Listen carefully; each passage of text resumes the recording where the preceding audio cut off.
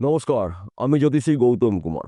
আজকের আলোচনার মূল বিষয় আগামীকাল 5ই নভেম্বর বুধবার 2025 থেকে 28শে নভেম্বর 2025-এর মধ্যে এই তিনটি গ্রহর মহাযোগে এই 7টি রাশির জাতক বা জাতিকাদের জীবনে আসবে মহাপরিবর্তন।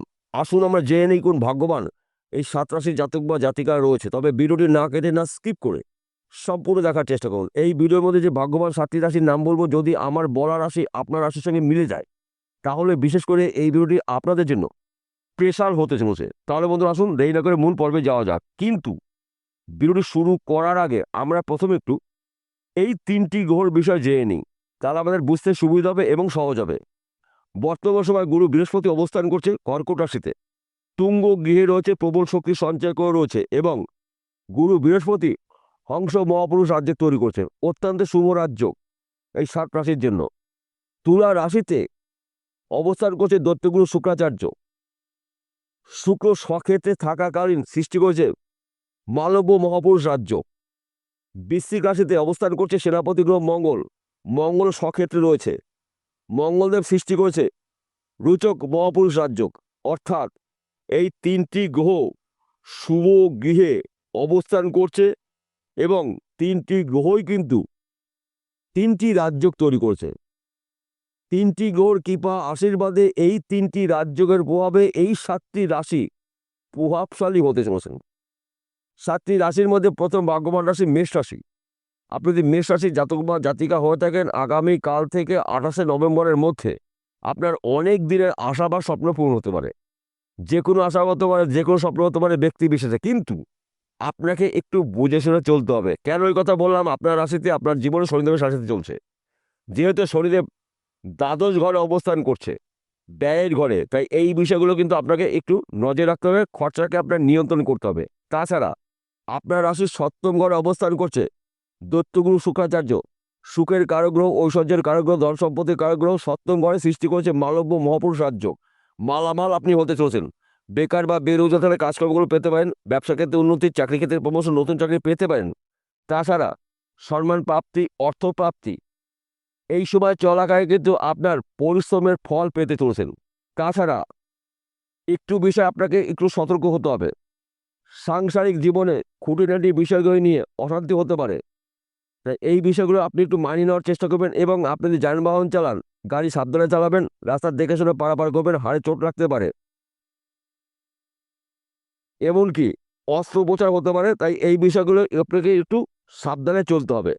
ফাটকাতে অর্থ লাভ রয়েছে, লটারিতে অর্থ লাভ রয়েছে, চতুর্দিক থেকে কিন্তু আপনি শুভ খবরগুলো পেতে পারেন।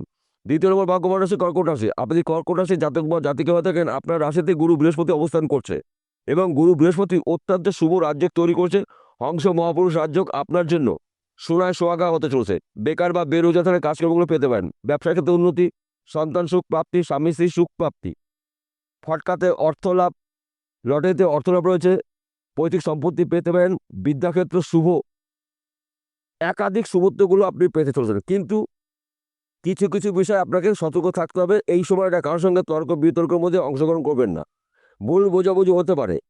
তো এই বিষয়গুলো কিন্তু আপনাকে একটু এড়িয়ে যেতে হবে, একটু সাবধান হতে হবে। যদি আপনি এই বিষয়গুলো এড়িয়ে যেতে পারেন, সাবধান হতে পারেন, তাহলে আগামী কাল থেকে 28শে নভেম্বরের মধ্যে কিন্তু আপনার অনেক দিনের আশা বা স্বপ্নগুলো পূরণ হতে পারে। বিদ্যাক্ষেত্রে কিন্তু আপনার সম্মান প্রাপ্তি রয়েছে, একাধিক জায়গার থেকে কিন্তু আপনি লাভের খবর পেতে পারেন।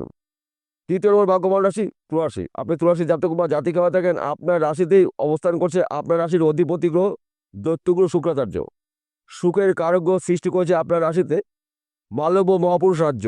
অর্থাৎ আপনারা এই 7 রাশি জাতক বা জাতিকারা মালামাল হতে চলছেন। ব্যবসা ক্ষেত্রে উন্নতি, চাকরি ক্ষেত্রে প্রমোশন, নতুন চাকরি পেতে পারেন, বিদেশ যাত্রা শুভ, সম্মান সুখ প্রাপ্তি, আর্থিক দিক থেকে আপনারা শক্তিশালী হতে পারেন।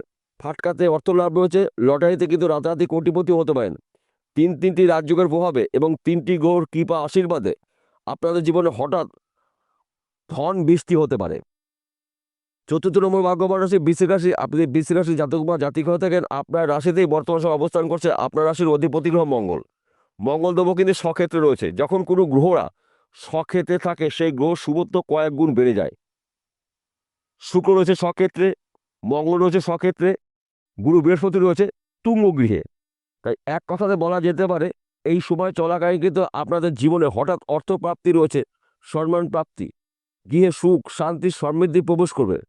কেননা মঙ্গলদেব স্বয়ং রুচক মহাপুরুষ রাজ্য তৈরি করছে, অত্যন্ত শুভ রাজ্য, অর্থাৎ 3টি রাজ্যের প্রভাবে 3টি গ্রহর কৃপা আশীর্বাদে বৃশ্চিক রাশি জাতক বা জাতিকাদের ভাগ্যে না চাইতেই অনেক কিছু প্রাপ্তি রয়েছে।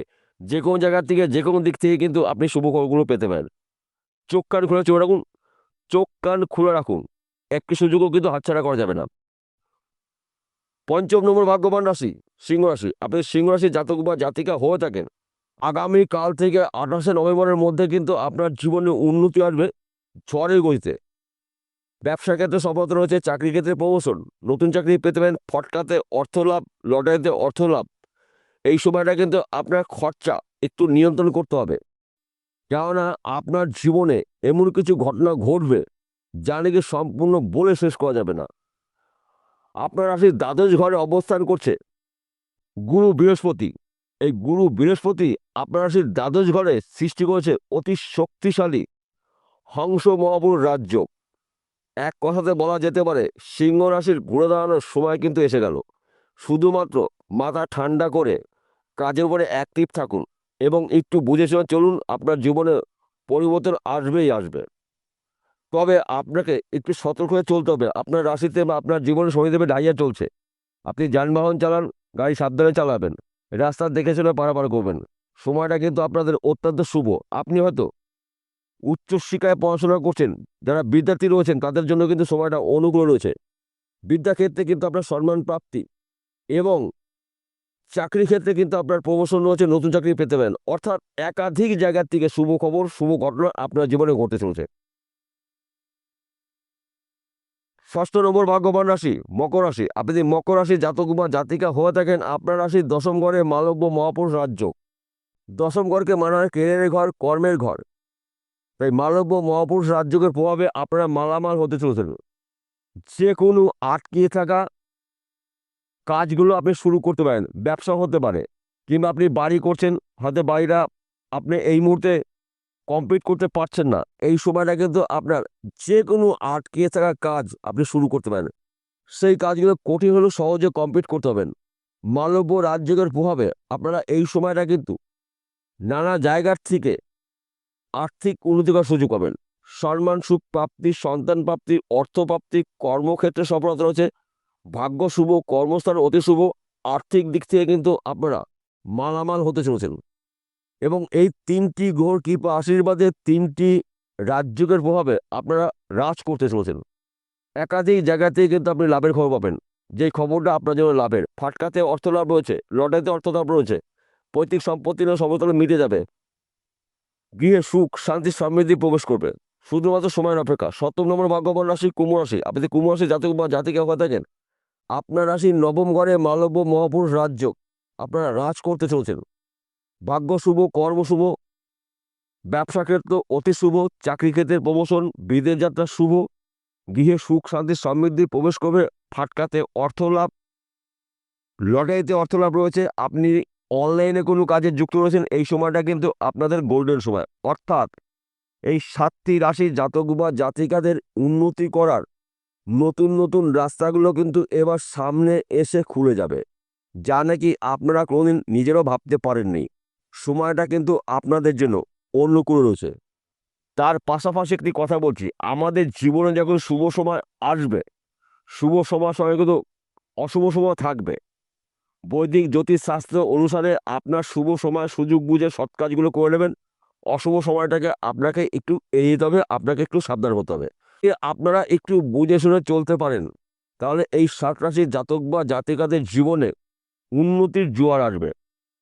সবার শেষে একটি কথা বলছি, প্রত্যেকটা ভিডিওতে বলি, আজকেও বলবো। আজকের আলোচনা রাশিভিত্তিক আলোচনা, অর্থাৎ আপনাদের জন্মকুণ্ডলিতে যদি এই 3টি গ্রহ শুভ অবস্থা থাকে, নিশ্চিত আপনারা শুভ ফলগুলো পেতে পারেন। আর যদি আপনার জন্মকুণ্ডলিতে যদি দেবগুরু বৃহস্পতি, শুক্র এবং মঙ্গলদেব এই 3টি গ্রহের মধ্যে একটি বা 2টি গ্রহ যদি দোষযুক্ত থাকে, সঙ্গে সঙ্গে সেই গ্রহটার প্রতিকার প্রতিবিধান করে নেবেন জ্যোতিষী পরামর্শ মেনে বা শুনে। বিষয়টা বোঝা গেল। নমস্কার বন্ধুরা, আবার দেখা হবে।